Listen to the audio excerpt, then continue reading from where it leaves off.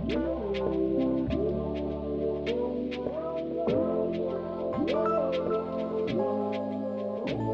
everyone, this is Rob McDougall with Zhang Financial here with your weekly economic update. Today is Monday, June 1st, 2026. So in terms of economic activity last week, as we had previewed, all of it came in the second half of the week. Really nothing Monday through Wednesday to speak of. But then on Thursday, all the good information came out. We'll just start with initial jobless claims. Expected to come in at 211,000. Consistently been overshooting that. Undershot it. It came in actually at 215,000. Not a big deal, but 215,000 again, that is a really good number. If we go back 6 months ago, we were averaging 225 to 230. So 215,000 initial jobless claims, very good. The PCE, now this was the big number of the day, the personal consumption expenditure, both the core and the headline number. In terms of the headline number, it was expected to come in at 0.5% month over month in the month of April. Came in only at 0.4, favorable. And likewise, core PCE was expected to come in for the month of April at 0.3% month over month, but came in at 0.2. So those two data points, very favorable. We'll see what happened. Markets reacted well to that, particularly the fixed income markets. Durable goods orders. This was fantastic. It was supposed to come in for the month of April, up 3.5% month over month, came in 7.9%. So nearly double, well, over double the growth rate expected for the month. So came in at 7.9%. Personal income, however, this is the blight, the black spot last week. We'll talk about it a little more in a moment. But that was expected to come in for April, positive 0.4% month over month. Came in absolutely flat. We'll spend a moment on that in just a moment. The other indicator, economic indicator that came out during the week, personal spending, also came out on Thursday for the month of April. That was expected to be up 0.5% month over month, and it came in exactly that. So personal income came in flat. It was expected to be a positive 0.4% month over month. So what happened? A sudden drop in the, if I'm reading this, because I didn't have it memorized, the sudden drop in farmers' proprietors' income. So what happened was there was a program, U.S. government program, Farmer Bridge Assistance Program, assisting farmers through these really difficult times for them. That program, in terms of money being spent on it, closed down in mid-April. So sudden drop there. That alone was the biggest factor, the fact that personal income came in as poorly as it did, flat month over month. This factor and the fact in total that personal income was flat month over month meant, if you do the math, that personal savings dropped significantly within the month of April. This would imply a 2.6% savings rate for U.S. consumers, which is really, really bad. You'd hope for at least 5%. So that's bad news. But the good news was the PCE numbers, which led to a slight downtick in inflation expectations. The 10-year that we show you, 10-year break even, show you every week, that dropped 1 basis point last week from 240 to 239. The Atlanta Federal Reserve, they took down their expectations slightly for second quarter earnings or GDP growth. The expectation had been, or their guess, best guess, 4.3%. They dropped that to 3.8%. Still significantly higher than economists who, for the most part, are under 2% growth for the second quarter.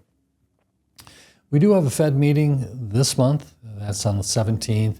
The expectation, absolutely no movement. I've hardly ever seen it this dramatically, this stark, 0.6% chance of something happening other than just keeping rates where they're at, which is 350 to 375 basis points. In terms of December, again, this has flipped completely on its head relative to what we had coming into this year. Again, I mentioned it before. Coming into this year, the expectation locked into the futures market, implied by the futures market, was we would get 3 rate increases during the year. Federal Reserve said to expect 2. Now, excuse me, here we are in early June, and the odds of nothing happening, staying exactly where we're at, 52%, but then a 38% odd of 1 rate hike, and then a 10% probability of 2 rate hikes, and 0% probability of rate cuts during this year. That's where we stand. We do have a new chairman, Kevin Warshing, of the Federal Reserve. That won't change anything unless GDP growth slows dramatically and Iran gets resolved and inflation falls. All kind of unlikely. So, index returns last week. Favorable. What happened in terms of the PCE and other economic indicators that came out last week? Favorable for U.S. equities, U.S. fixed income, and international equities were up also. So for the week, now this was the 9th consecutive week S&P 500 was up. I can't remember the last time it happened. I think it's a long time ago, like decades. 9 consecutive weeks of the S&P being up. This week it was up 1.44%. So in total, for those 9 weeks, the S&P 500 is up 19%, which brings our year-to-date now to a positive 11.3, which you would have never guessed 3 months ago prior to the Iran war. The only thing to mention this week, again, with the S&P up 1.44%, value struggled this week, down 0.7%. Likewise, growth was the big winner. Growth was up 3% in the week. In terms of international stocks, both developed market and emerging market up. Developed markets up modestly, 1.05%, but emerging markets with another huge week, up nearly 4%.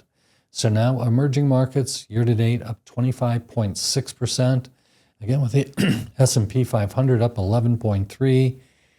That's a significant outperformance from emerging markets, all in a backdrop of China equities not doing well. So this really makes that 25.6%, to me, impressive for emerging markets.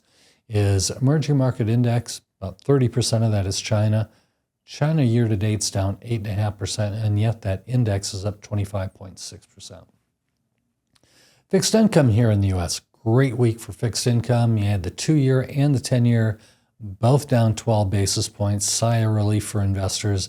That led the Bloomberg U.S. Aggregate Bond Index up 83 basis points. So now we're just a little better than break-even year-to-date, up 38 basis points on the Bloomberg U.S. Aggregate Bond Index. So let's take a look at the economic activity that will be released this week. Starting off today, there was the ISM manufacturing. Didn't look at it. It was supposed to come in at 52.6 for the month of May. Month of April is 52.7. Jobs opening, that comes out tomorrow. It's expected to be pretty much flat with the April 6.87 million level.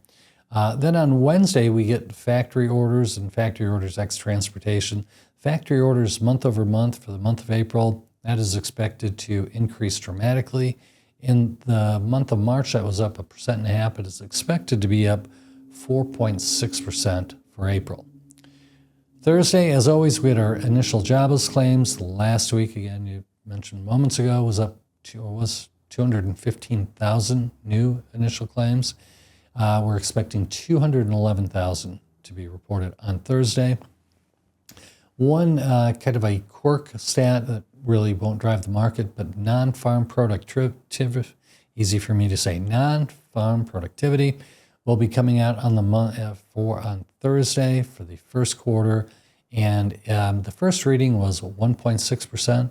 It's expected to come in at 0.8%. So from a productivity standpoint, a little bit baffling, given AI is certainly becoming so prominent.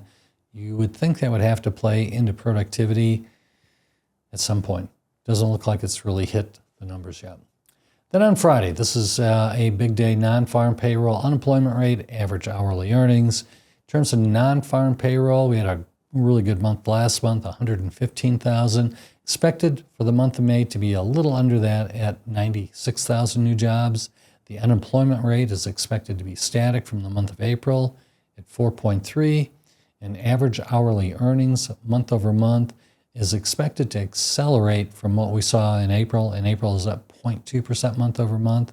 For May, we're expecting a positive 0.3.